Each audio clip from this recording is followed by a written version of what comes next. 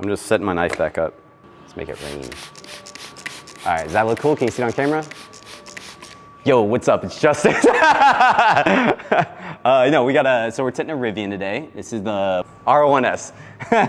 This is the thing. The glass is the exact same for the front doors and the windshield, but it changes as you go to the back doors and the, the SUV version versus truck. So I pay attention to the glass, so whatever. I'm a glass expert person. So we're tinting the windshield today. I got it all the way shrunk before we turned the camera on, so we're missing out on all that fun stuff. But this one doesn't have like a super drastic, crazy curve to it. It's fairly flat, so it's like there still is a slight curve to it, but nothing like monstrous like a Model X windshield or something. I got to do my typical California roll just to get the film peeled.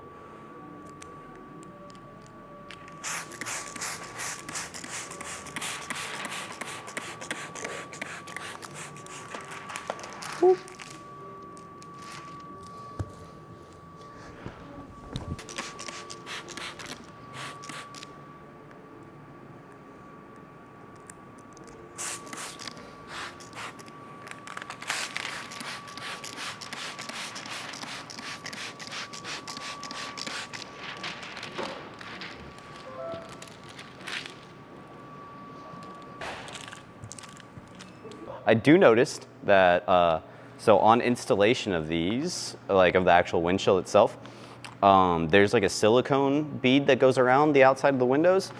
And on the Rivians, I noticed that, like, it's called butyl is like the term for it or whatever. It like actually will get into the window sometimes.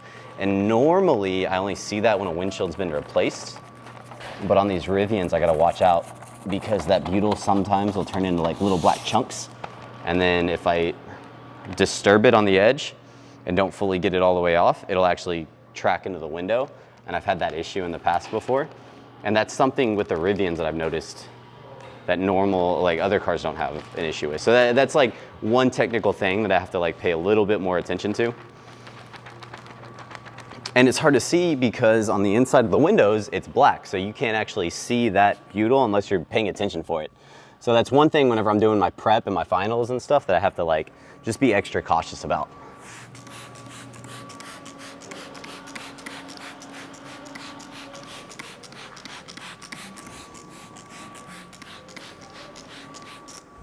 Yeah, but I'm really careful with like EVs because there's so much electronics in it. And if you spray your water the wrong direction or you're not covering the screens, you actually have the chance to like do some damage to them. But with how many EVs we work on, like it just becomes, second nature, not like covering, spraying certain directions, stuff like that. The other vehicles that I have to really watch out for that aren't electric vehicles are like anything Dodge and Chrysler. It's just like one of the cautionary things I have to watch out for, and with all vehicles, but electric more than others.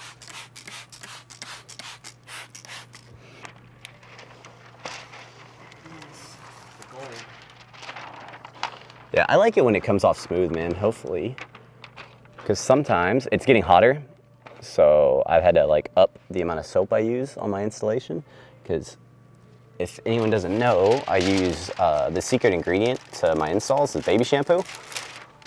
So, yeah, no, it's okay. They can find out because they don't know how much baby shampoo I'm putting in, And every tinner has their own solution, more or less. I used to use Dawn soap for a long time. And then whenever I switched to using 3M's Crystalline, the baby shampoo just worked out so much better. And all. Did you switch when you were here? No, I switched whenever I was in Florida. Oh, okay. That was when I learned how to use Crystalline. Because Crystalline is not.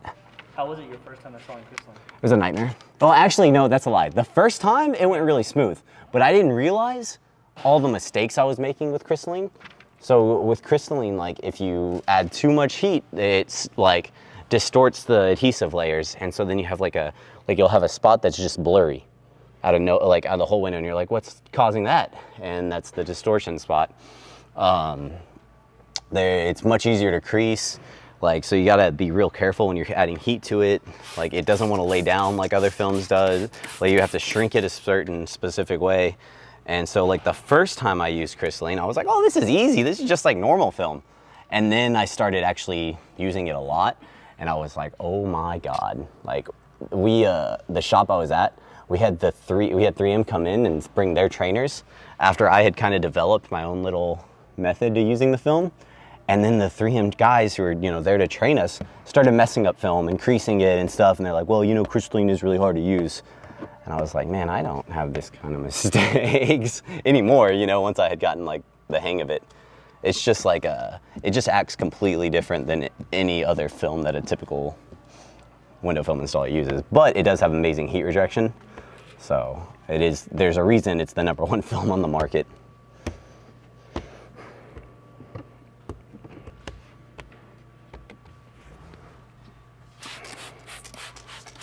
But yeah, I had to up my solution since it's getting hotter because my film is sticking faster and I need it to be able to glide smooth for me to get all these bubbles out.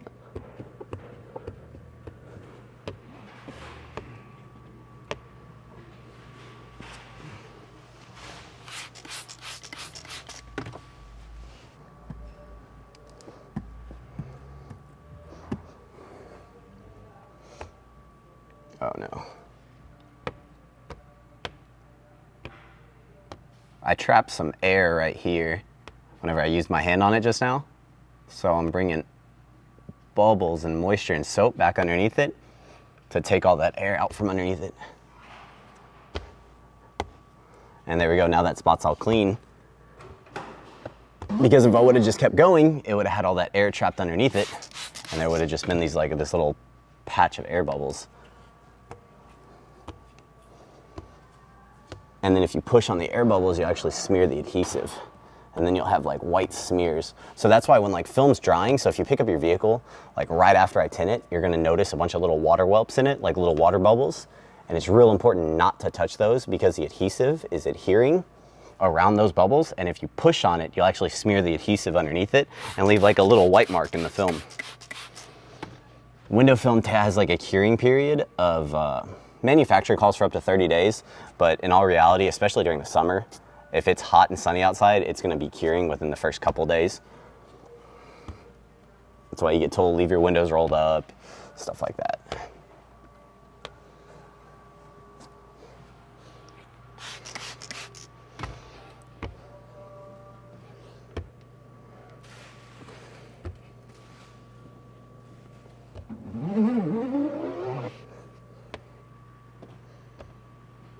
And it's always just good practice to like let your film settle for like a good 2 weeks and then you can look it over really well because then all the moisture should be out by then.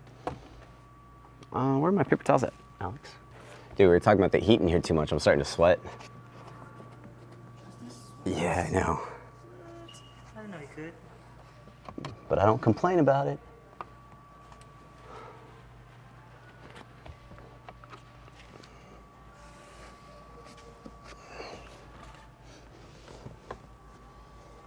One through 10? How difficult is this windshield for you? Like a 10 being like, Hardest. I want to go home to. Like Lucid 10. Yeah, Lucid's a 10. This would probably be like a 3. Oh, okay, nice. Yeah, I don't want to sell it. So you're like, more Rivians, it's okay. I love working on Rivians. Rivians are cool. The doors are actually harder than the windshields are, in my opinion. The front doors are because the inside gasket is larger than the exterior gasket, and so that makes it to where it's just harder to get the film in there without damaging it. So that's like the one thing on the Rivians, and they're actually fuzzy molding. So that fuzz, as it gets wet, starts to deteriorate and try to go into the window as you're trying to squeegee out the water, leaving little specks. And with that larger interior molding than the exterior molding, you can see everything right there. So the doors are a much higher difficulty-wise than the windshield on those.